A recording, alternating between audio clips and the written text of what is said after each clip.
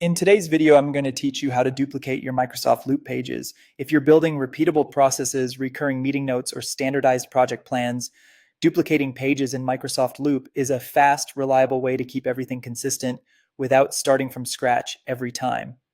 First, head to Microsoft Loop in your browser and sign in. Think of Loop as a place where your pages live inside workspaces, which are like folders for teams or projects. Once you're in, make sure you're looking at the correct workspace where your page already exists or where you plan to work. Open a workspace to see the navigation pane on the left. This is where your sections and pages are listed.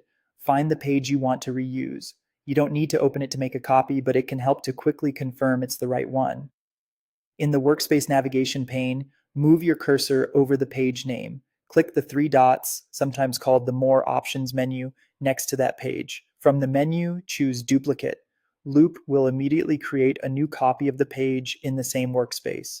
The duplicate will include the page's content and structure so you can keep the layout, components, and formatting you already trust. Your original page stays exactly as it is, and edits you make to the duplicate won't affect the original. This approach is ideal for reusing meeting notes or project templates. It saves setup time, keeps formatting consistent, and helps teams follow the same structure across recurring work. A helpful practice is to quickly review the duplicated page and replace any placeholder details so the copy is ready to use right away. If you want the page in a different workspace and you need a truly independent version, start by using Add to Workspace.